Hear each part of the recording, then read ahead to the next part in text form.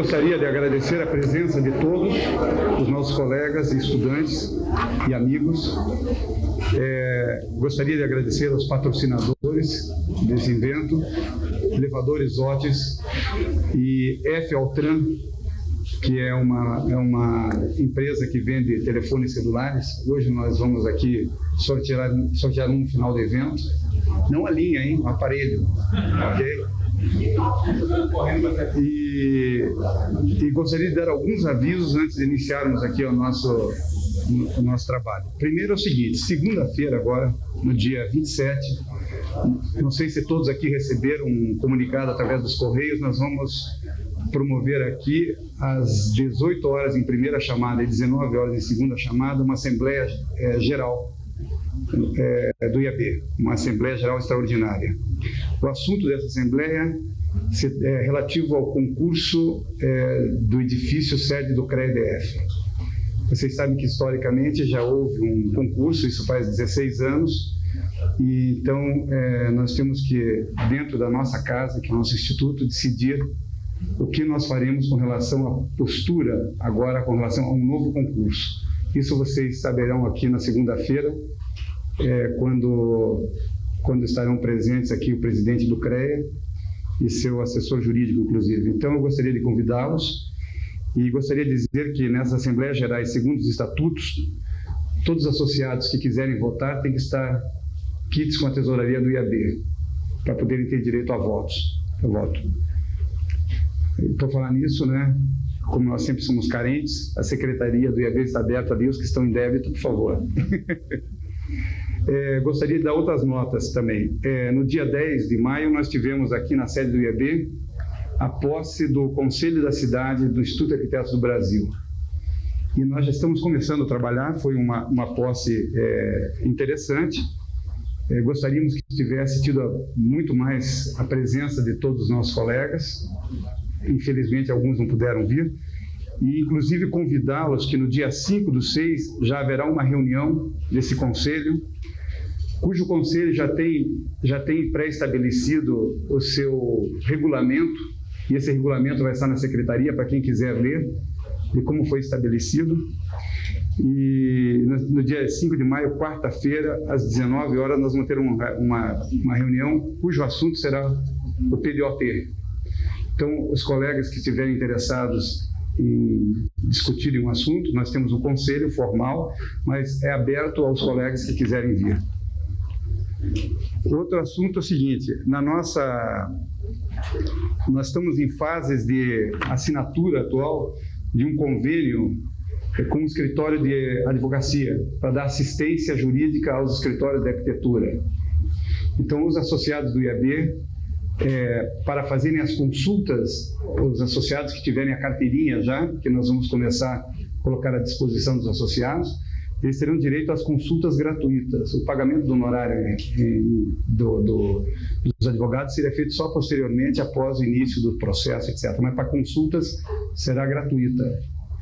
E tem alguns outros convênios que estão começando a fechar com o IAB, que nós vamos informar a vocês. Com relação aqui à nossa memória do arquiteto, gostaria de dizer que está à disposição, com a Simone lá atrás, uma fichinha igual a essa, para que as pessoas que quiserem fazer alguma pergunta ao arquiteto Germano Galler possam escrever e enviar a nós. Nós temos um prazo mais ou menos cronometrado, que é de 1 hora, devido à gravação, mais ou menos em torno de 1 hora, e às vezes, independente da mesa que será composta, as pessoas que estão aí presentes, que queiram fazer perguntas, podem enviar através dessa folhinha que está colocada lá atrás. Se quiserem, talvez poderiam espalhar algumas por aí. Um outro aviso é o seguinte: sobre o Congresso, o 19º Congresso da União Internacional de Arquitetos em Barcelona. A empresa que está sendo credenciada pelo Instituto de Arquitetos do Brasil, Distrito Federal, é a empresa Nebraska Turismo. E tem o senhor Simões, ele que trata desses assuntos lá dentro. Então, todas as pessoas que estiverem interessadas em irem ao Congresso, a Nebraska, que é a empresa, na realidade, credenciada pelo IAB para formar os pacotes. Porque nós temos a seguinte ideia: Vocês sabem que quando você forma um pacote, no caso o IAB se credenciando, parece que cada 15 passagens aéreas ganha-se uma. E as passagens aéreas que nós conseguirmos, espero que todos aqui possam ir para Barcelona, então cada 15 passagens ganharíamos uma, o IAB ganharia, e nós pensamos em sortear um evento aqui no IAB. Ok? Por isso que nós fizemos o convênio com a Nebraska. Bom, então vamos começar oficialmente a nossa não é bem solenidade, nosso evento. Eu gostaria de vir que compusesse a mesa, primeiramente, o nosso convidado, que é o arquiteto Germano Galler. Por favor, Germano.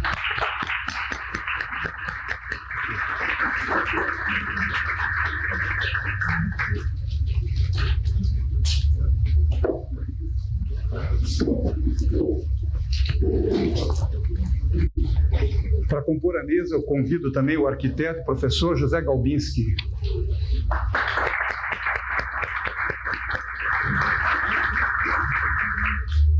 Convido também o arquiteto, professor Elvin, do Bugrado Macai. Macai do Bugrado. E convido o arquiteto Alberto Alves de Faria.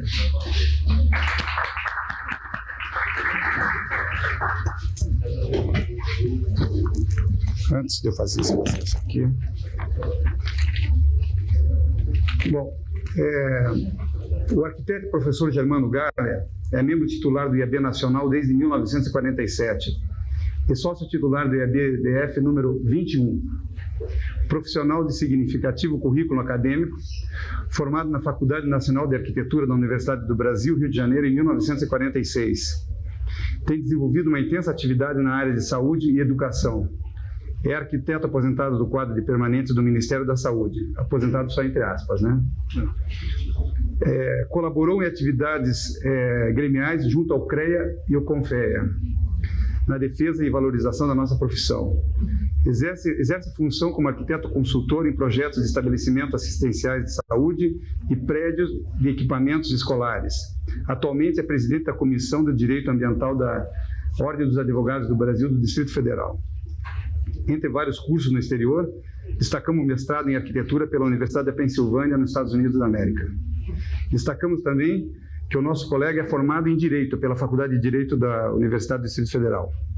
Germano Galler vive em Brasília desde 1959. Então, quando ele veio para cá, tinha muita poeira ainda. Gostei muito aqui junto. Então, vamos passar aqui esse microfone para você. Então, nós vamos começar nosso evento sempre é informal. Então, nós vamos começar com a mesa, fazendo as perguntas. E a primeira pergunta que eu faria ao Galler é principalmente sobre a experiência dele no exterior, porque ele tem um vasto currículo de atividades acadêmicas, inclusive fora do Brasil, e eu gostaria de ter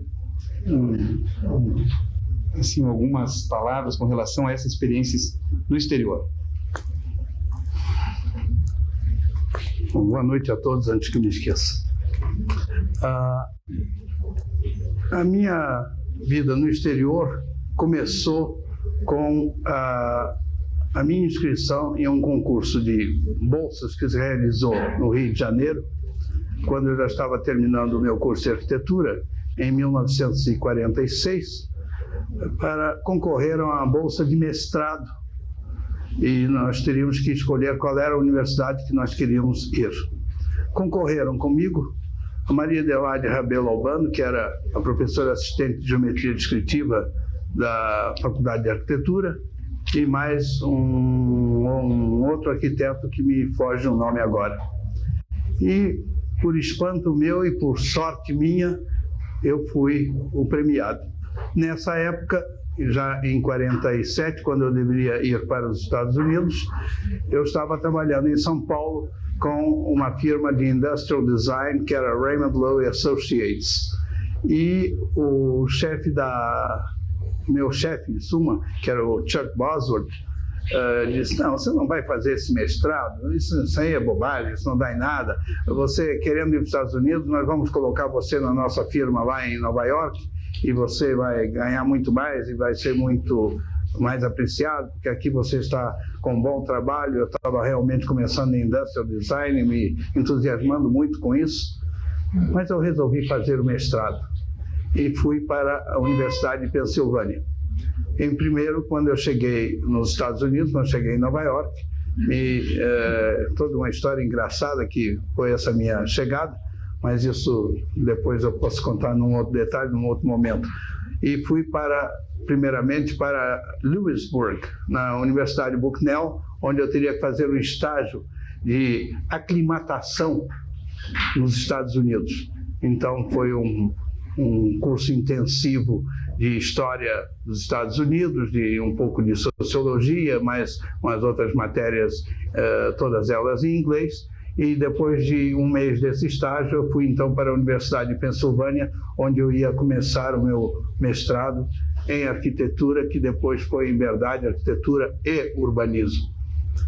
E aí eu vi que fazer mestrado, naquela época, em 47, era uma aventura que demandava muita coragem, porque eu tive matérias logo de início que eu não sabia o que elas significavam em português e muito menos em inglês, como planejamento local e regional, né? Que era uma matéria que ainda era virgem no Brasil, e o estímulo que eu recebi do Dr. John Sweeney, que era o presidente desse instituto, que era um dos institutos que eu tinha que frequentar para parte do mestrado, ele me estimulava de maneira muito interessante nos 2 primeiros meses. Olha, se fosse você voltar para o Brasil, você não dá para isso, não. Isso aí não é preciso no Brasil, não. Vocês não precisam da gente, né? O governo manda os americanos lá e eles fazem. E essa coisa me irritou quando, nas primeiras provas, eu tirei os graus de aprovação, são A, B, C e D, em ordem decrescente, e eu, na primeira prova, eu tirei um 0 enfeitado, eu tive um D menos. E eu fiquei muito preocupado, confesso que eu fiquei preocupado. Eu nunca tinha tirado uma nota tão boa, né? E fui estudar para ver se recuperava, né? Na segunda prova, eu subi um pouco, tirei um D+. Eu, bom, estou progredindo. Mas já nesse D+, o Dr. John Sweeney, em frente à sala toda, disse: você colou. E o cheating nos Estados Unidos é uma coisa muito séria, porque convida à eliminação do aluno. Eu disse: não, eu não colei. E ele virou para a turma: vocês querem ver? Vou fazer uma pergunta a ele, ele não vai saber responder. Foi tanto o azar dele que me fez uma pergunta que eu sabia responder. Então eu respondi, ele disse: so what do you know? Até que ele guardou bem. Eu vou fazer outra pergunta. E na segunda pergunta eu também acertei, né? Para grande espanto meu, inclusive. Bom, ele disse: tá bom, eu vou perdoar dessa vez porque eu não estou conseguindo fazer com que a turma acredite que você colou, mas eu vou lhe esperar para a terceira prova. E foi assim, de embate a embate, eu fui fazendo o meu mestrado, que foi extremamente difícil, muito trabalhoso, porque o sistema americano de ensino era bem diferente do que eu estudei na Faculdade de Arquitetura e previamente na Faculdade de Filosofia. Então, eu sabia como me comportar como aluno, mas não sabia como me comportar como estudante americano, porque é uma carga de trabalho muito grande e se leva a sério, porque ali vence o melhor e o que não for bom fica na rabeira mesmo. Bom, a segunda oportunidade que eu tive... Você quer que conte mais alguma coisa, né? Bom, a segunda oportunidade que eu tive foi uma outra bolsa de estudos que eu tive do governo de França, do Ministério das Relações Exteriores da França, para pesquisa em planejamento de hospitais, porque eu já estava ligado ao Ministério da Saúde. Como é que eu fui parar no Ministério da Saúde? Foi uma consequência da minha volta com um mestrado extraordinário que eu tinha feito lá, e voltei para o Brasil cheio de vento, porque eu tinha tido a nota máxima no meu mestrado, e quando cheguei no Brasil, penei 9 meses até conseguir um emprego, porque em todo lugar que eu chegava em 1950, dizendo que eu tinha mestrado, você olhava para mim e disse: doutor, era logo doutor, né? Porque eu tinha mestrado, com o seu grau aí, a gente não tem um salário conveniente. Eu louco para pegar um trabalho, para fazer um serviço, mas não tinha, porque eu tinha mestrado. Bom, mas já em 58 eu tive essa bolsa da França, o que me possibilitou correr toda a França pesquisando planejamento de hospitais. Aprendi muito. Devo à França um sólido conhecimento sobre planejamento de hospitais, que me possibilitou, inclusive, ir à Alemanha também, adquirir mais um pouco de conhecimento, e à Suíça. Bom, em consequência dessas minhas visitas à Alemanha e à Suíça, alguém falou que eu era interessado em hospitais e me convidaram para dar um giro de um mês também em Londres. Eu fui ver com a Llewellyn Foundation, eu fui ver o problema de hospitais, e aprendi mais ainda. Então essa foi uma oportunidade extraordinária, porque é muito importante o brasileiro mostrar no exterior que ele quer aprender, que ele vem sem pressuposto que eu sei, você não tem nada para me ensinar, eu só quero ver o que é que você faz. É diferente. Se a gente vai desvestido dessa preocupação de mostrar que já sabe, ou que veio ver o que é que os outros fazem, se aprende muito e se é principalmente respeitado. Então, nessa minha viagem à França, no início foi muito difícil. O francês não é uma pessoa fácil, é mais formal do que o inglês, embora não pareça, e para ele abrir uma porta, para lhe mostrar o que você quer ver, ele precisa sentir que você é uma pessoa séria. Eu consegui tapear todos eles, mostrei que eu era sério. Bom, eles acreditaram, azar deles, né? Bom, com isso eu fui indo e terminei um estágio de um ano em pesquisas na França e em vários outros países, e novamente em 1966 eu tive outra bolsa do Conselho Britânico para pesquisa em planejamento de escolas e hospitais. Aí foi o meu campo de atuação abrangeu a Inglaterra, a Alemanha, a Suíça, a Dinamarca, a Itália e acho que foi só, não, e a Finlândia também. Bom, aliás, Suécia, não Finlândia, Suécia. Outra época de grandes aprendizados. E tudo isso, quando a gente volta ao Brasil cheio de conhecimento, querendo fazer, aí é que surge o problema. Porque quando você sabe muito, você faz sombra para quem sabe pouco e está bem situado no plano federal. Então há sempre uma reação. Esse cara está sabendo demais, né? Como é que eu fico depois? Né? Ele tem que fazer algum trabalho. E eu sempre me propus, porque essa sempre foi a minha inclinação, né, de estar sempre disposto a responder e a cooperar. E com isso consegui chegar até hoje, sendo respeitado como um profissional que sabe alguma coisa e que tem a permanente preocupação de cada dia e a cada hora aprender alguma coisa a mais. Alguns dos nossos colegas.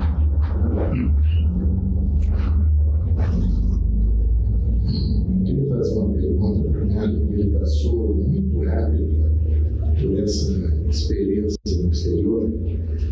E a gente sabe que ele teve uma convivência rara que muito poucos de nós aqui teve. Por exemplo, estou sabendo que o Gaia teve uma convivência com o Louis Kahn, muito interessante, com o Bacon, em Filadélfia. Teve um papo muito longo que eu gostaria que você falasse aí, poder produzir. Nem tão longo, né? Conta dessa aqui. Bom, eu vou começar pelo Louis Kahn. O Louis Kahn, para mim, foi um monumento de simplicidade e de cultura, e principalmente de humanidade. Um homem fervia em interesse em tudo que fazia e tinha a preocupação de, quando mantinha um diálogo, de sentir que estava sendo bem claro nas posições que ele tomava e explicava. E como é que eu fui parar no escritório de Louis Kahn? Porque quando eu estava fazendo meu mestrado e o meu orientador de mestrado foi Francis Bacon, que era o chefe do plano da cidade de Filadélfia, um homem extremamente exigente, muito preparado, mas extremamente exigente, e eu diria até um certo ponto muito impaciente, mas não gostava de repetir 2 vezes a mesma coisa. Então tinha que se prestar uma atenção muito grande ao que ele dizia e anotar rapidamente, porque senão ele dizia: você não prestou atenção? You didn't pay any attention at all. E eu dizia: não, desculpe, eu pay attention. Bom. Mas Louis Kahn, como é que eu fui parar lá? Porque quando eu estava fazendo a minha pesquisa de mestrado, eu cheguei a um ponto que eu cheguei à conclusão de que a arquitetura de Filadélfia não era uma arquitetura, nessa época, que era, digamos, extraordinária em concepção. Era uma repetição de Sullivan e outros que tinham mais ou menos as mesmas ideias e não tinha prédios assim espetaculares em termos de arquitetura. Em que ano é isso, cara? Hein? Que ano? Em 47, 48. Bom, e me disseram: olha, você conhece o Louis Kahn? Eu digo: eu conheço de nome. Eu vou te levar lá. E eu perguntei muito candidamente: para quê? Ele disse: não, você vai lá porque você tem alguma coisa a aprender com ele. E quando eu me apresentei, ele disse assim: olha, você fica por aí que eu estou trabalhando e numa folga e noutra eu falo com você. Você não se incomoda, fica vendo o que eu estou fazendo e depois você me faz as perguntas. Depois, num tempinho que a gente tem aí, na hora de um sanduíche, nós vamos conversar. E eu fui fazendo perguntas e ele respondendo com a maior simplicidade. Ele tinha um assistente lá, que era um arquiteto baixinho, o nome dela me foge, que era outra... Eu tinha a impressão que essa criatura tinha engolido um piraquê, porque ela é sumamente elétrica. E ele virou-se para ela e disse assim: olha, mostra algumas das nossas obras aí para o Jerry, lá eles me chamavam Germano, lá achavam que era Jerry, e mostra as coisas para o Jerry. Então o Jerry foi lá olhar essas coisas, né? Bom, e depois que eu olhei, passei a tarde toda olhando lá, e ele virou-se para mim e disse: o que é que você achou? O que eu vou achar de um nome como Louis Kahn, né? Eu digo: achei uns projetos muito interessantes. Ele disse: vamos discuti-los? Será que isso vai adiantar alguma coisa para a sua tese de mestrado? Eu digo: não vai, né? E olha, quando eu disse a ele o que eu fazia, como é que eu estava pesquisando, ele me corrigiu. Foi a minha sorte para eu poder ter feito um bom trabalho, porque com Francis Bacon orientando tudo, e eles tinham um processo de levantamento cadastral da cidade de Filadélfia espetacular, ao milímetro. E a área que me foi dada foi uma área chamada área da velha igreja dos suecos, Old Swiss Church. Old Swiss Church, é isso mesmo, que fica na parte sudeste de Filadélfia, na parte sudeste de Filadélfia, próximo ao cais. Foi um trabalhão enorme. Eu fiz milhares de fotografias, entrevistei quase todas as casas da área que me era destinada e cheguei a um trabalho bastante significativo. Qual foi o outro que você mencionou aí?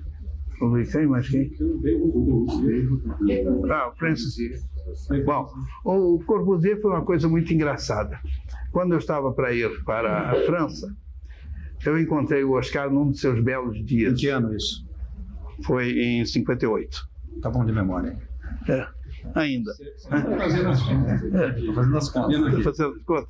Bom, se eu falhar, você chama atenção. Bom, e eu pedi: Oscar, eu estou indo para a França com uma bolsa. Você não quer me dar uma carta para o Corbusier? Bom, o que ele respondeu na hora eu não vou repetir, mas que é muito dele, isso é muito dele. E eles: o que vocês vão fazer lá? Eu digo: olha, eu gostaria de visitar o Corbusier. Vou dar uma carta, mas não sei se ele vai te receber, não. Eu digo: bom, eu vou tentar. E eu fui com a carta dele, a carta tinha 2 linhas e meia só. Apresento o arquiteto, assinou Oscar, né? Bom, eu fui lá, não me lembro mais o nome da rua, esqueci. Vai a conta dos meus 33 anos já feitos, então já... Bom, e fui subir as escadas e um rapaz que estava lá disse: se o senhor quer alguma coisa? Eu digo: queria falar com o Monsieur Corbusier. Disse: entra. Entrei na sala, estava ele lá na mesa, lá, olhando. Oui.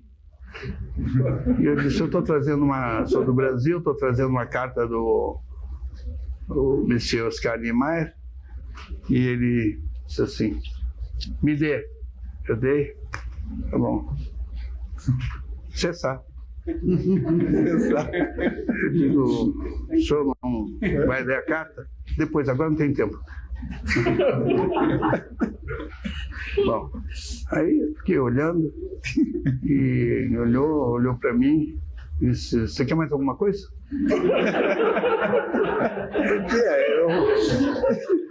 Eu queria ver o seu trabalho, e no escritório ninguém falava, né? Tudo em silêncio, pessoas trabalhando. Tinha 2 japoneses lá, que eu esqueço o nome lá, estavam trabalhando com ele, muito bons arquitetos, inclusive. Eu fui olhar, e eles olharam para mim, também não diziam nada. O sistema, sabe? Assim, trabalhando. Né? E, de repente, ele levantou e disse, bom, eu estou ocupado. Prazer em conhecê-lo. Ele fez, só assim, não deu a mão, não.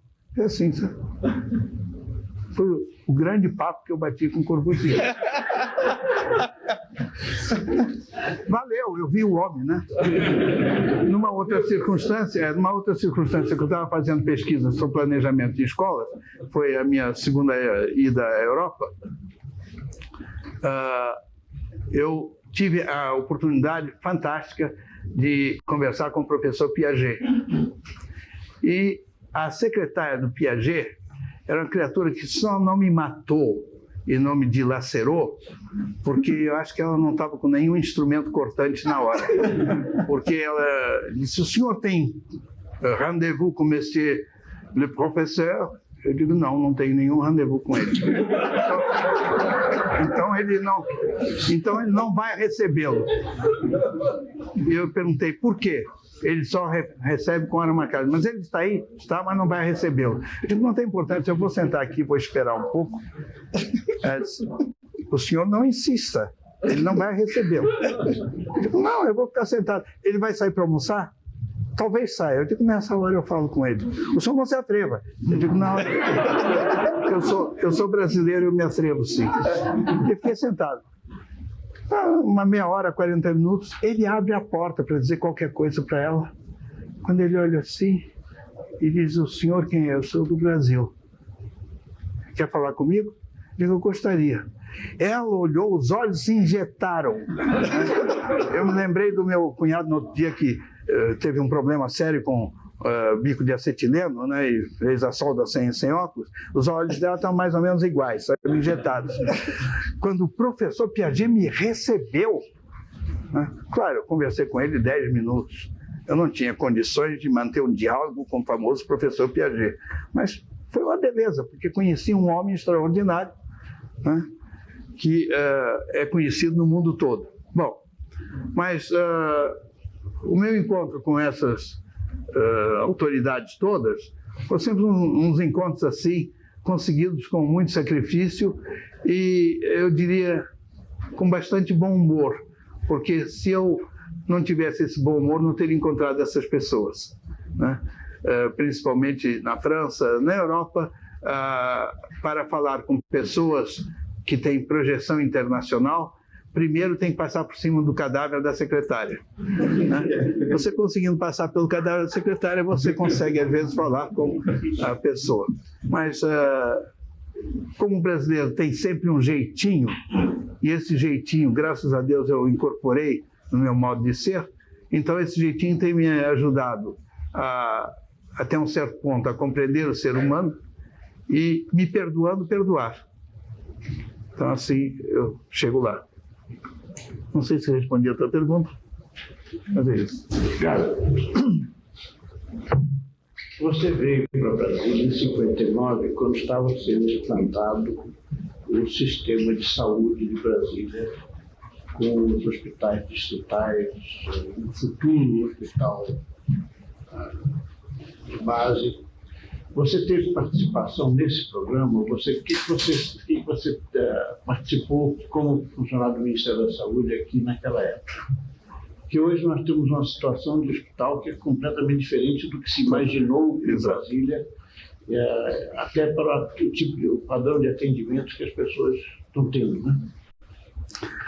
Olha, a resposta a essa sua pergunta, Elvi, oportuna por demais, mas eu vou tentar respondê-la dentro de certos parâmetros. Quando eu cheguei da Europa, que eu estava fazendo pesquisa em hospitais, cheguei no dia 15 de dezembro, no dia que a minha filha, que não está presente hoje aqui, nasceu, a Sheila, que hoje é professora de geografia. E, naturalmente, entusiasmado com a coisa, no dia seguinte, dia 16, eu me apresentei ao ministro da Saúde, que era o Mário Pinotti, nessa época, e disse, olha, cheguei ontem na Europa. Ele disse, muito bom, amanhã o senhor vai para Brasília. Eu digo, ministro, a minha filha nasceu ontem, eu cheguei ontem, e eu gostaria... Ele disse, não, mas eu preciso que o senhor vai ver lá, porque nós temos que instalar o Ministério da Saúde em Brasília. Eu digo, dá para eu ir daqui a 2 dias, ministro? Daqui a 2 dias? Bom, tá bem, então, daqui a 2 dias. E 2 dias depois, foi no dia 18 de dezembro, eu desembarquei em Brasília, 18 de dezembro de 58. Não. Não, 58. 59 foi quando eu vim de vez. Né? E eu desembarquei, achei que estava todo mundo louco, porque me disseram, quando você descer em Brasília, você fala com o Batista, que era o cara da VASP, já marca a tua volta, porque senão você não consegue voltar. Tá bom. Aí eu desci, e a primeira coisa que eu fui fazer, quem é o seu Batista aqui? Era o Diego Batista, da VASP. Ele sou eu, qual é o problema? Eu digo, não, eu quero marcar minha volta. Vai voltar hoje? Eu digo, não sei se vai dar para voltar hoje. Bom, então decide, preciso saber agora. Eu vou voltar amanhã. Bom, então ele marcou para amanhã, ainda tinha aquela companhia de aviação que era Jesus Está Chamando, que era a Aerovias Brasil, ou a gente ia pela Aerovias. Né? Jesus está chamando? Jesus Está Chamando. E era uma companhia boa. Bom, era a Aerovias Brasil. E eu cheguei aqui, fui olhar, instalar o Ministério da Saúde em Brasília. E onde é que eu ia ficar? Eu estou dizendo que tinha uma casa na W3, na quadra que chamavam quadra 16, ao lado onde estava instalado o arcebispo. Tinha uma casa lá que seria a casa destinada ao Ministério da Saúde. Então, antes de mais nada, plantou uma bandeirola lá, representação do Ministério da Saúde. O que tinha nessa casa? Nada. Né? Hoje é a quadra 16, não, naquele tempo era a quadra 16 e a casa era 34, hoje é a quadra 707 e a casa passou a ser 134. Bom, mas eu olhei, né, encontrei um rapaz que trabalhava comigo no Ministério da Saúde, o Heitor, na W3. Na W3 tinha meia dúzia de casas, só não tinha mais nada, né? E eu disse, me encontro lá no Brasília Palace, não sei o que, aquele hotel que pegou fogo, né? E não falava. De repente eu dei de cara com o Oscar, disse, oi, Oscar, agora não falo contigo não, depois. Eu digo, é todo mundo louco aqui, né? Ninguém falava, todo mundo com pressa, né? Bom, eu fui, olhei, e tinha um médico aqui, o João da Mata, né? João da Mata, acho que era João da Mata, que era o médico que veio para cá para a primeira tomada de problemas de saúde. Eu finalmente encontrei o João da Mata e digo, olha, eu vim aqui com a responsabilidade do Ministro da Saúde para instalar o Ministério. Se você já tem a casa, eu digo, a casa é uma que foi indicada ali. Ah, então ótimo, lá vai ser a representação. Eu digo, o que eu tenho que fazer? Ele disse, não, agora você volta lá para saber, porque eu também não sei. Bom, beleza. Bom, e aí eu fui ver onde é que estava sendo construído o Ministério da Saúde. O Ministério da Saúde, ao lado do Itamaraty, ao lado do Ministério das Relações Exteriores, estava mal começando a segunda laje. E a obra era do Décio Silviano Brandão, que morava em Salvador.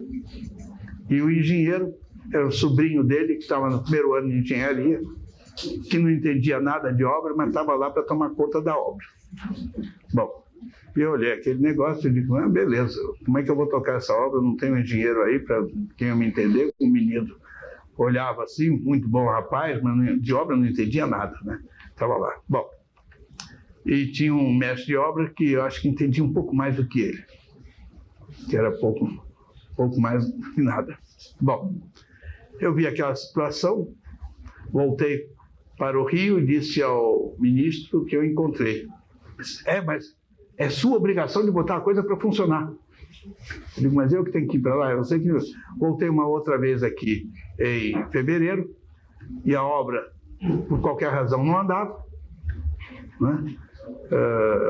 O pessoal era pouco e sem orientação de engenheiro, sem apenas do mestre de obra que estava lá, ele fazia do jeito que queria. Depois descobri que o mestre de obra tinha também outro serviço e ele não podia permanecer na obra do Ministério da Saúde.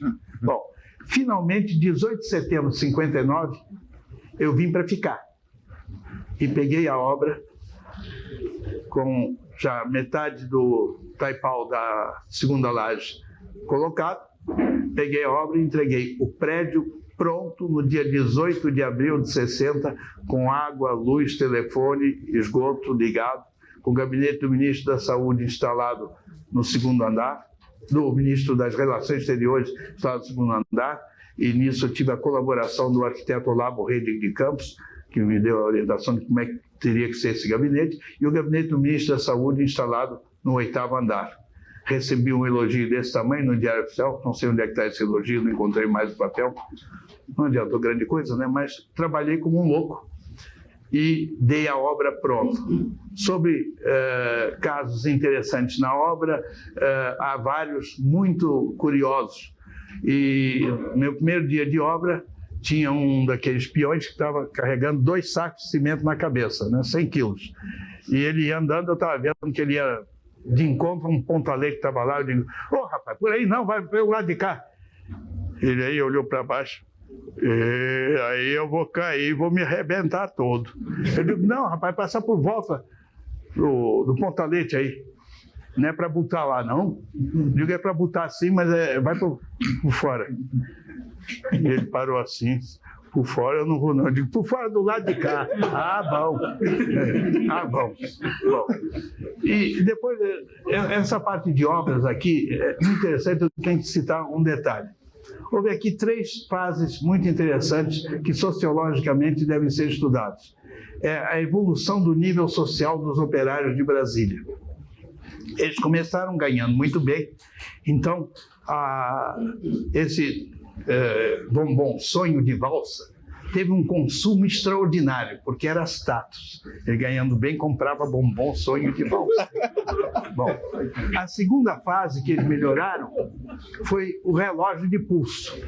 Então, eles andavam assim, né? Com um baita relógio de pulso, vendia em qualquer esquina, né? Tinha relógio de pulso para vender, e ele chegava assim, já está na hora, ó, vai bater o prego aí, ó, vai bater o prego. Mostrava assim. Então, foi a segunda fase, a evolução social, o bombom sonho de valsa, depois o relógio de pulso, e aí apareceu o radinho. Então, a fase do radinho, a gente chamava, ô, Tião! E ele ficava, Tião, está falando comigo, doutor? Tô. Oh, desculpe. Então, era aquele negócio. Ah, sim, tinha uma outra fase intermediária, dos óculos escuros. Então, tudo isso contado dá uma imagem de Brasília fantástico. Fora o outro aspecto sociológico também extremamente importante, do pessoal que veio para Brasília e houve um encontro dos pais com os filhos de uma maneira extraordinária, porque grande parte dos pais que vieram para Brasília tinham uma educação deficiente, educação que eu digo formação escolar. E começaram a ver a possibilidade deles estudarem também à noite. Então foi muito interessante porque os pais se juntavam aos filhos, dizer, teu professor de matemática deu o quê, hein? Como é que é esse negócio? E começaram a estudar com os filhos, a se formar, e o nível instrucional de Brasília subiu com essa característica extraordinária, o encontro dos pais com os filhos. Bom, essa foi uma das fases. A outra fase que me trouxe para Brasília foi em 59, um concurso no Rio de Janeiro, concurso nacional para a seleção de professores para o ensino médio e o ensino primário de Brasília, projeto Anísio Teixeira. Eu já tinha deixado de lecionar há alguns anos. E disseram, o salário é espetacular, rapaz. Naquela época, 38 mil cruzeiros. Eu ganhava 14. Eu digo, vou entrar nessa. O concurso foi no Rio de Janeiro, cerca de 1.500 candidatos, E quando eu cheguei, fui lá na Escola Técnica Nacional, o concurso foi realizado. Quando eu cheguei, encontrei um bocado de gente, eu digo, eu vou embora, tem muita gente aqui preparada, eu vou levar um pau direto, e como é que eu fico? Mas o pessoal dizia, vamos embora. Mandaram que a gente chegasse às 6 horas, a prova começou às 8. Né? E as carteiras eram bem separadas uma da outra, professores como fiscais, né? E entregaram a gente um calhamaço dessa idade, que tinha conhecimentos gerais e conhecimentos específicos, e disseram, não tem tempo limitado para terminar a prova. Bom, eu comecei a olhar aquela prova, fui folheando, aí chegou uma das fiscais e me disse baixinho, olha, responde as fáceis primeiro, depois o senhor pega as mais difíceis, senão o senhor não consegue terminar. Eu digo, não, eu quero ler tudo primeiro. Por que eu estava lendo? Eu estava achando a coisa fácil demais, estava meio desconfiado. Eu digo, isso aí tem ratoeira nesse negócio, vão querer me pegar. Bom, depois de 1 hora de começado, eu resolvi começar a responder. Aí é que a fiscal ficou perto de mim, né? Ué, passou 1 hora só folheando e agora que ele está começando, onde é que ele está copiando? Não dá para copiar porque a carteira é só um tampo, né? É só um tampo. E à 00:05, eu fui o primeiro a entregar a prova. Quando eu fui entregar, a professora-chefe estava lá e disse assim, o senhor não prefere ler a prova antes de entregar? Eu digo, não, eu já li, já respondi. Mas é melhor se eu ler, eu não vou ler, não. Olha, não, vou entregar assim mesmo. Bom, resumo da ópera, tirei um 3º lugar e vim para Brasília para lecionar com Armando Hildebrand, que era o coordenador do CASEB. O CASEB era o Conselho Administrativo do Serviço, Comissão Administrativa do Serviço Educacional de Brasília. Ele queria que eu ficasse tempo integral. Eu digo, não, tempo integral não posso, que eu tenho que cuidar do Ministério da Saúde. Foi aquela agonia, então eu fiquei em tempo parcial. E eu saía da obra de bota e tudo, né, bem limpinho da obra, para dar aula. E ganhei um apelido, até porque eu chegava de botas, né? E ia dar aula de matemática e desenho, então chegou o gato de botas para dar aula, né? E eu fui conhecido como gato de botas nessa época. E fiquei dando aula nesse sistema até 1900 e não sei quanto, 1980, aí jamais com a condição de coordenador do ensino de matemática e depois do ensino de desenho, né? Ocasião em que eu tive a felicidade de encontrar o Roberto Araújo Lima, que também é professor dos primeiros aqui em Brasília, né? E mais alguns outros com quem eu consigo até hoje desfrutar da boa amizade. Mas esse foi o meu caso inicial em Brasília. Depois, então, eu procurei sempre agir de maneira que, sem a preocupação de que eu teria que terminar tudo que eu começasse, mas sempre com a responsabilidade de não deixar de fazê-lo. E assim prosseguiu a minha vida em Brasília, até que resolveram fundar o Centro de Ensino Universitário de Brasília, que é o CEUB, né? E nesse CEUB, então, eu fui chamado a participar como fundador e fui o primeiro chefe do Departamento de Matemática. Se já era difícil ser coordenador de matemática do ensino médio, para ser chefe do Departamento de Matemática do CEUB foi outra inglória missão, porque os professores vinham cristalizados naquele sistema antigo de ensino de matemática, de Adamar e outros, de Comberus, né? Posso continuar? Bom, não sei, porque ele me disse um nome feio aí, entendeu? Bom, então, até conseguir que eles entrassem no espírito da matemática hoje, foi uma dificuldade. Eu fiquei 2 anos, depois de 2 anos não aguentei mais, eu digo, não, vou ficar só como professor titular, até poder me aposentar, né, porque era difícil. E, ao mesmo tempo em que fui classificado pelo Ministério da Educação como professor de mais uma cadeira, que era a cadeira do curso de comunicação, que teve o nome de expressão plástica, mas, em verdade, a matéria que eu desenvolvi com os alunos foi psicologia da forma, que é Gestalt, que é extremamente importante, não só para o curso de comunicação, mas também para os arquitetos principalmente. E o que é importante que eu quero frisar é que sempre, como professor e nas outras atividades que eu exerci, sempre agi como arquiteto. E essa observação não é apenas minha. O pessoal dizia, não é à toa que você é arquiteto, você faz tudo arrumadinho, certinho, tem quadradinho. Nem tão certinho, mas eles achavam que era certinho, né? Então, quando precisavam de qualquer coisa, não, vamos pedir ao Galha, porque ele é arquiteto e ele faz as coisas como deve ser. Então, pelo menos o reconhecimento como arquiteto, com certas limitações, eu tinha. E vou dizer que hoje, ainda, ser arquiteto, feito olha assim, ser arquiteto é... Só falta repetir aquela velha pergunta: você faz o quê? Porque eu me lembro exatamente quando eu terminei o curso de arquitetura, foi a primeira turma da Faculdade Nacional de Arquitetura do Rio, porque nós éramos curso de arquitetura da Escola de Belas Artes. Então, em 46 foi criada a Faculdade Nacional de Arquitetura e nós engolimos 2 férias para poder terminar o curso em 5 anos, porque o nosso curso era de 6 anos.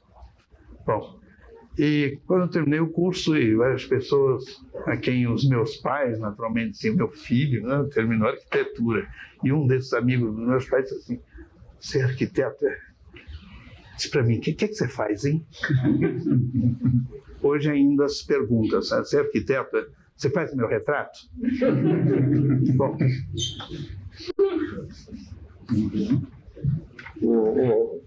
Roberto.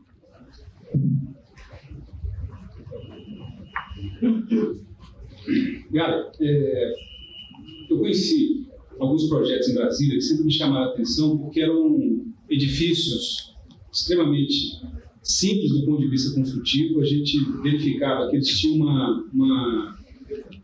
uma composição arquitetônica muito elegante, um espaço interno muito interessante, e 2 desses edifícios, particularmente, eles sempre me chamaram a atenção. Um é uma escola que foi construída em várias cidades satélites em meados de 1969, 70, uma escola que tem um pátio interno e tem uma riqueza espacial grande.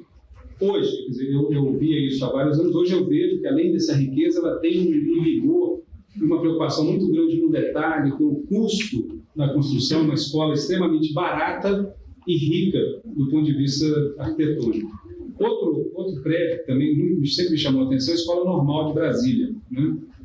E conversando contigo, numa dessas conversas que a gente teve, eu vim saber primeiro que essa primeira escola, que eu sempre achei interessante, era projeto teu. E vim saber também que a Escola Normal também era um projeto de tua autoria.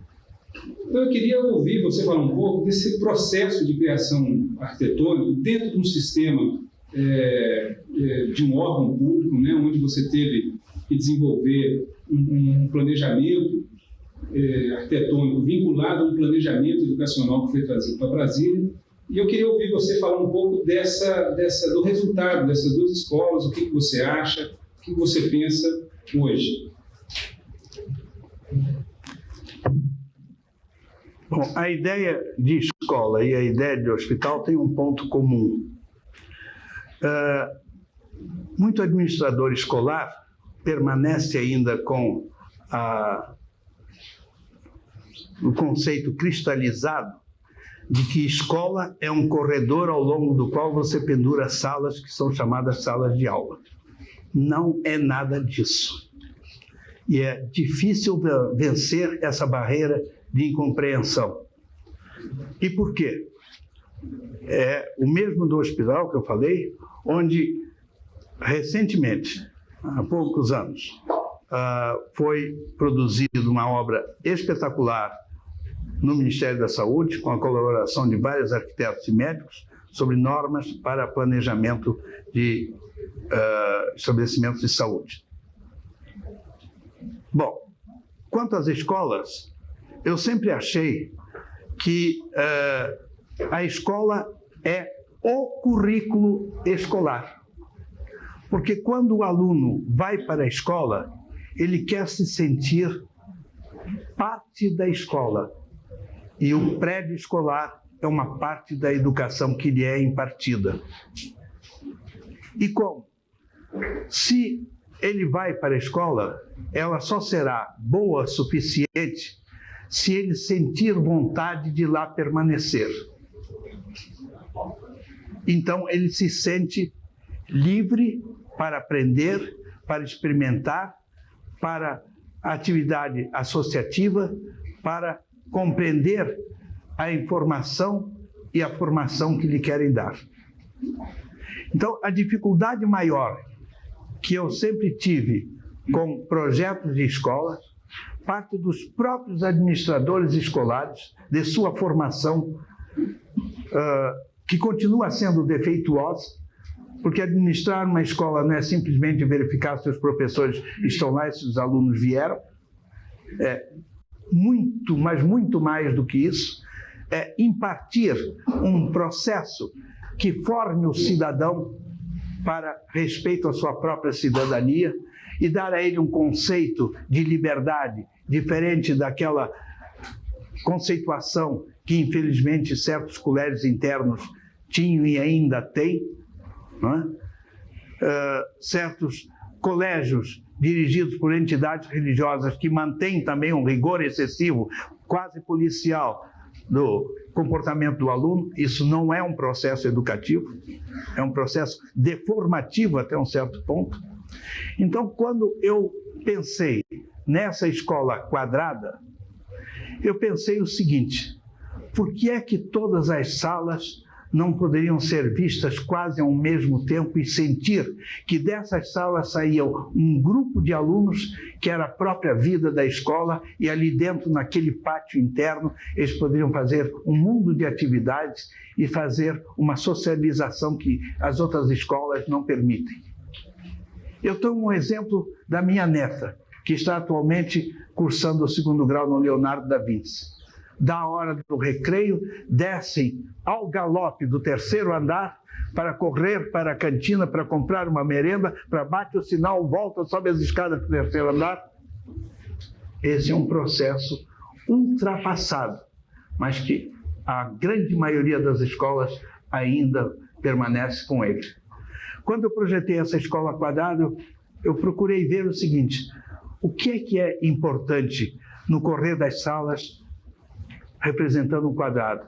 É que se sinta que do lado de lá também tem gente aprendendo, do lado de cá também tem gente contribuindo. Então, a administração da escola é fácil, a iluminação é boa, todas elas têm iluminação direta. O problema de iluminação é de fácil solução, o problema de ventilação é tranquilo, não há escolas super quentes nem super frias, né? E o processo construtivo é fácil, é mínimo e dá uma composição plástica razoável. Eu tenho essas escolas em Sobradinho, tenho em Taguatinga, tenho no Guará, não é? E tem aqui no Lago Sul também, tem 1 ou 2 escolas, não sei. E de vez em quando eu passo por essas escolas para saber se estão gostando da escola. Beleza. Ela responde: beleza. Algum problema? Eu digo: não, só vim perguntar. Então, essa é a escola quadrada. E o material construtivo é o mais simples de todos. Tijolo à vista, portais de aço, esquadrias simples, de fácil manejo, iluminação estudada. É uma escola sem problemas. O problema só da escola é o de manutenção, que é um problema de todas as escolas. Porque no Brasil, infelizmente, não se entende que uma escola, um prédio escolar, um hospital, um prédio público tem que ter um programa de manutenção. Porque não adianta construir e esperar que ele vai ficar bom para o resto da vida. Não vai. A decadência natural dos materiais é uma coisa óbvia. Mas nenhum administrador escolar, com raríssimas exceções, se preocupa em saber se a escola precisa de uma verificação de suas instalações elétricas e hidráulicas, se precisa verificar a caixa d'água, se precisa verificar o estado das portas e das janelas. Não é problema da diretora. Eu tive vários problemas quando fui apresentar o programa de manutenção do prédio escolar. Eu quase fui agredido pelas diretoras da Fundação Educacional. O senhor acha que eu vou sair da minha sala para ver se está pingando ali, se a torneira está... Eu digo: não, professor, o senhor não precisa sair da sua sala. O que a senhora tem é que manter um programa de manutenção e dizer quem vai fazer e o que deve fazer. E procurar fazer uma avaliação do que está sendo feito. Não tenho tempo para essas coisas. O programa foi feito e não foi aplicado. Quanto à escola normal, como é que ela surgiu? A escola normal é um projeto de um pavimento de 12 mil metros quadrados. Vocês vão dizer, mas que coisa? Tudo isso? É, tudo isso. Por quê? Quando eu estive fazendo pesquisas em escolas nos Estados Unidos, principalmente nos Estados Unidos, eu tive a oportunidade de ver todo o plano de construções do Dewey, toda a escola, todo o processo pedagógico de Dewey. E quando eu voltei em 66, 67 para fazer mais créditos de doutorado, eu fiz um estágio longo com o Laboratório de Planejamento Escolar na Universidade de Stanford com o Dr. McCallum. Cheguei com outras ideias. E quando eu voltei, então, tinha em mente fazer uma escola normal. E o pessoal disse, olha, galera, você que acabou de voltar do exterior e tal, você vai fazer esse projeto. Eu digo, não, antes de mais nada, eu quero fazer uma pesquisa com os professores do curso normal, com as alunas dos últimos anos do curso normal. Eu quero saber o que elas pensam de um prédio para elas, como é que isso faz parte do programa educacional. Quero conversar com outras professoras do primeiro grau, de outros, como é que elas visualizam uma escola que possa dar inteireza ao programa de formação de professores do primeiro grau.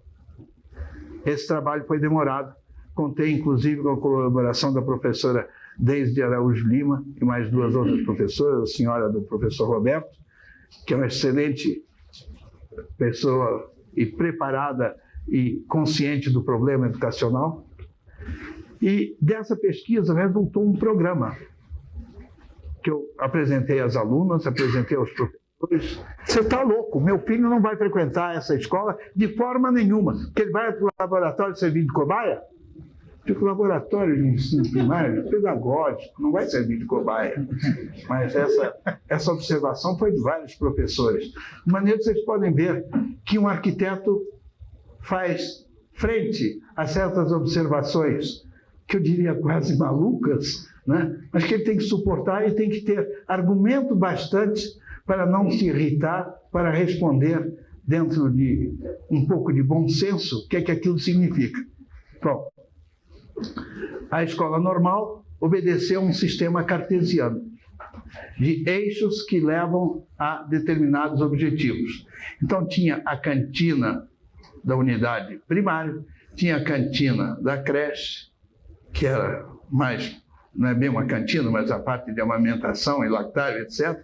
Tinha a cantina do primário e tinha a cantina do curso normal. Era um conjunto de 16 salas agrupadas 4 a 4, que abrem para jardins, seriam gramados, com pouca vegetação maior, onde as salas abririam para os jardins e as aulas poderiam ser dadas ao ar livre.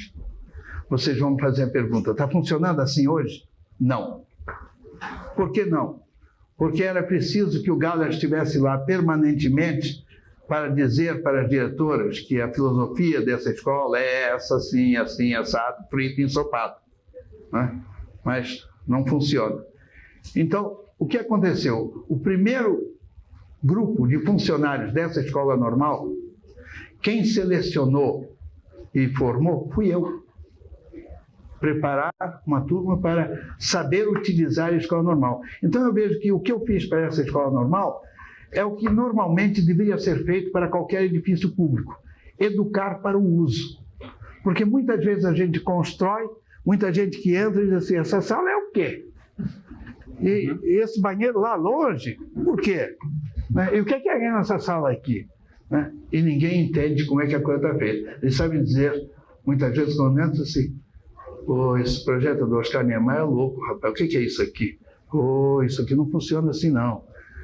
Não sabem usar e criticar é fácil. Então, há um monte de pessoas que são criadores de obras feitas. E explicar por que um determinado projeto saiu desta ou daquela forma é sempre muito difícil, a não ser que haja uma predisposição do usuário em conhecer o valor daquele projeto. E o mais grave de tudo isso, que eu acho, é que nós, em grande maioria, jamais voltamos ao prédio que projetamos e construímos para saber como é que o usuário se sente.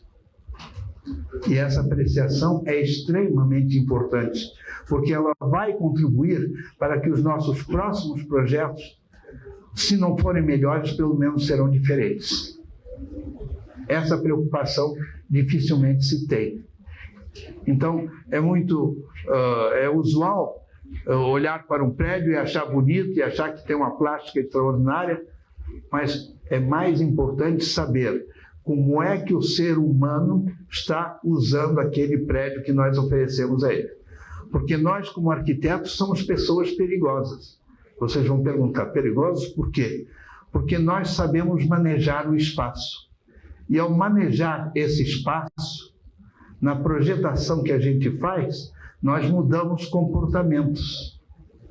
Porque quando damos um compartimento de 3x4 para fazer o que dentro dele? Que movimentos nós estudamos aí? O que é que o indivíduo vai fazer nesse espaço? Que esse espaço é suficiente para permitir a ele sentir-se livre e dar a ele condições de bem-estar. Então, é necessário que, ao fazer um projeto, a gente se preocupe muito com todo um processo ergonômico, mas, ao mesmo tempo, um processo de dar ao indivíduo condições para que ele não tenha necessidade de mudar o comportamento, ou quando essa necessidade se faz presente, que ele tenha consciência do porquê deve fazê-lo.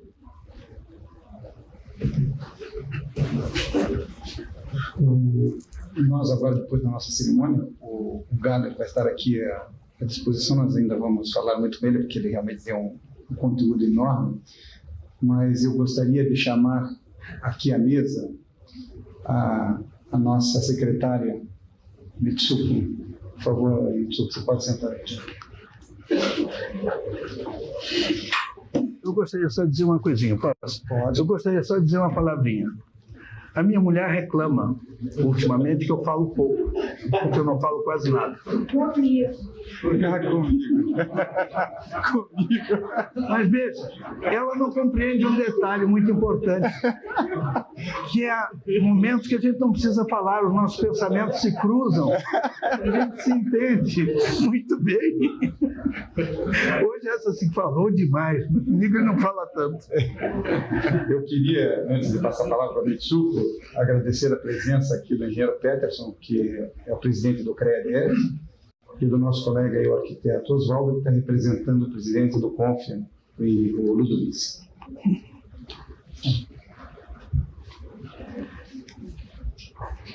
Ato da 19ª reunião do Conselho Diretor do IABDF. Aos 23 dias do mês de abril de 1996, o Conselho Diretor deliberou conceder um diploma de merecimento ao senhor Germano Galler pela relevante contribuição na promoção da categoria do Distrito Federal. Pela presente, eu, ministro Wilson Dutra, secretário-geral do IABDF, lavo a presente ata e assino juntamente com o presidente da entidade, o arquiteto Sérgio Roberto Parada.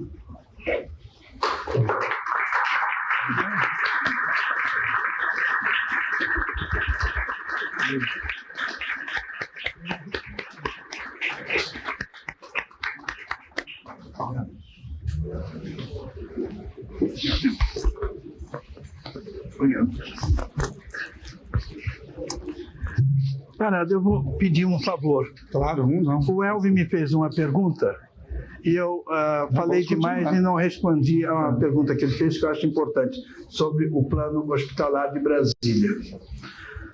Vejam, quando eu cheguei a Brasília, eu já trazia do Rio uma informação sobre um plano hospitalar, elaborado pelo Jorge Bandeira de Mello. E esse plano hospitalar, que foi endossado depois pelo Dr. Ernesto Silva, que era um dos diretores da Nova Cap, trazia ipsis literis uma cópia do programa gráfico do Serviço de Saúde Pública dos Estados Unidos. Isto dificilmente é dito, mas é verdade. Esse plano não existiu como autoria. Nós teríamos um hospital distrital, que hoje é o hospital de base, é o HDB, e vários hospitais regionais. Bom, esse não é o conceito de saúde correto. Tanto que houve uma época que eu era conselheiro suplente da Fundação Hospitalar, e nessa época eu elaborei um plano de unidade de saúde, um processo de construção fácil, com unidades moduladas, uma parte com uma estrutura metálica, poderia ser montada em 48 horas, e mais os painéis que fechariam essa estrutura, formando as unidades de saúde e nos pontos estratégicos de Brasília, que resolveria um problema extremamente sério, como o atendimento preventivo. Hoje se pensa muito em projetar hospitais, mas me parece que de saída não é a melhor resposta. Porque ao invés de projetar hospitais, se deveria cuidar da saúde do indivíduo antes dele pensar em ir para o hospital.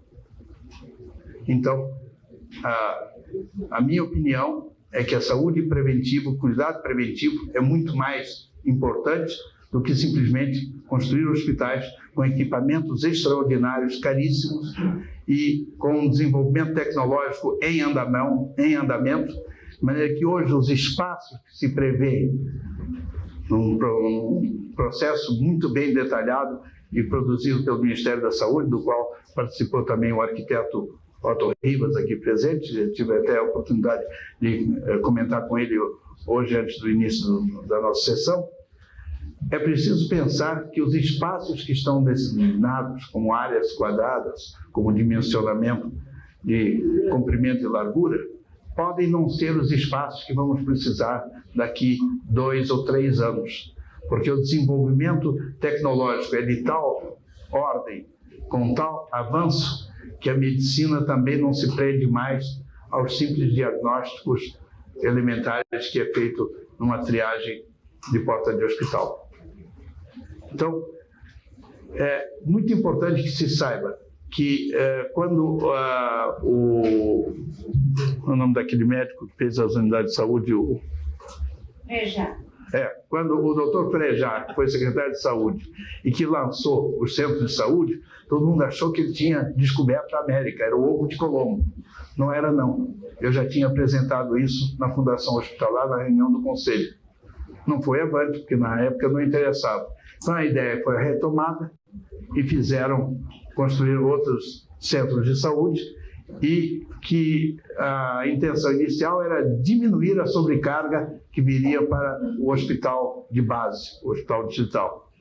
Isso, infelizmente, não está acontecendo. Há sérias modificações e transformações que estão sendo feitas no hospital de base, por sinal até algumas muito boas, mas continua um hospital com sérios defeitos, com sérias dificuldades do planejamento original. Não sei se respondi tudo, né? Bom, eu queria agradecer então a tua presença, galera. Foi muito honrosa para nós, para os nossos colegas todos aqui presentes. E agora então nós vamos ao nosso coquetel, ok? Em homenagem ao Galo. Muito obrigado.